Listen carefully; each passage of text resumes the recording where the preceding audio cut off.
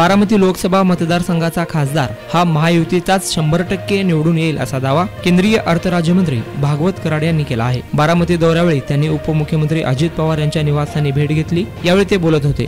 वासुदेवरावजी काळे तसेच या पत्रकार परिषदेला उपस्थित असलेले भारतीय जनता पार्टीचे नेते माननीय बाळासाहेब गावडे, लोकसभेचे विस्तारक श्री नवनाथ पडळकर, सर्व पदाधिकारी आणि पत्रकार मित्रांनो, राष्ट्रीय भारतीय जनता पार्टीतर्फे 160 लोकसभा पूर्ण देशभरातून काढल्या होत्या।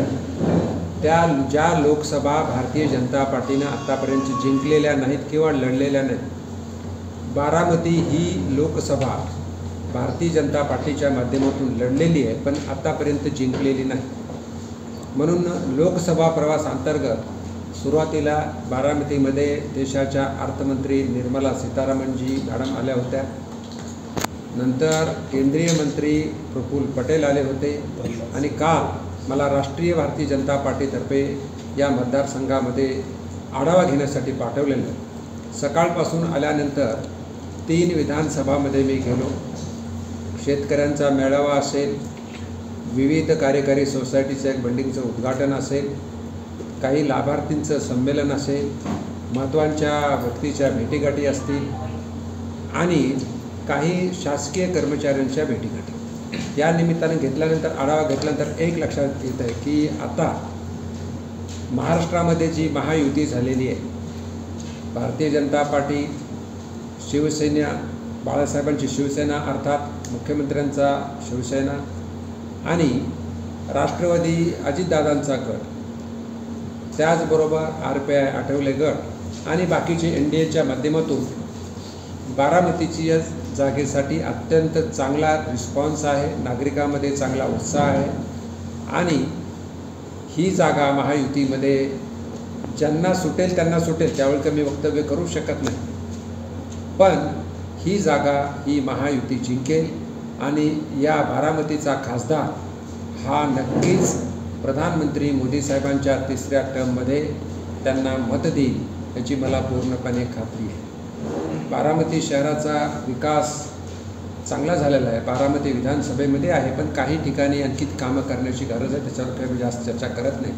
पण येणारी निवडणूक भारतीय जनता पार्टीचं टार्गेट आहे 370 कमळाच्या जागा आणि 400पेक्षा जास्त NDAच्या जागा, म्हणून ही जागा नक्कीच आम्ही जिंकणार। त्यासाठी भारतीय जनता पार्टीचे कार्यकर्ते पूर्णपणे संघटना कामाला लागलेली आहे। आमचे जिल्हाध्यक्ष असतील, लोकसभा प्रमुख असतील, टोटल 6 विधानसभा प्रमुख असतील, विस्तारक असतील आणि सर्व नेते एकंदरीत काम घेऊन राष्ट्रवादीच्या पदाधिकाऱ्याबरोबर तसेच शिवसेनेच्या पदाधिकाऱ्याबरोबर 17 तारखेला माननीय चंद्रकांत दादा यांच्या नेतृत्वात बैठक आहे आणि एकजुटीने काम करून आम्ही ही जागा जिंकणार याचा आम्हाला खात्री आहे, विश्वास आहे। आजची जी भेट होती अजितदादांच्या घरची, ती उमेदवारांची भेट होती का NDAचे घटक पक्ष म्हणून भेट होती? उमेदवाराची भेट मला म्हणता येणार नाही आहे, कारण तो निर्णय राष्ट्रवादी काँग्रेसचे नेते माननीय अजितदादाच घेतील आणि ते जाहीर करतील। पण एक संभाव्य उमेदवार जसं आम्हाला वाटतं, संभाव्य उमेदवार म्हणून आम्ही त्यांच्या घरी आलो, त्यांच्याशी चर्चा केली, त्यांच्या कार्यकर्त्याबरोबर चर्चा केली, भाजपचे पदाधिकारी आमच्याबरोबर होते आणि आम्ही त्यांच्याबरोबर ओव्हरऑल चर्चा केली, मतदारसंघाचा आढावा घेतला आणि चांगली बैठक झाली। NDAचे जे इतर काही घटक पक्ष आहेत, शिवसेनेचे शिवतारे असतील किंवा भाजपचेच हर्षवर्धन पाटील असतील, यांच्याकडून गेल्या काही आठवड्याभरामध्ये अजितदादांच्या कुटुंबातील उमेदवारांच्या बद्दल काही वेगवेगळ्या भूमिका व्यक्त झाल्या होत्या, शिवतारेंकडून आणि हर्षवर्धन पाटलांकडून। तर एकंदरीत महायुतीची कशी भूमिका असणार आहे, विशेषतः भाजपची भूमिका काय असणार आहे?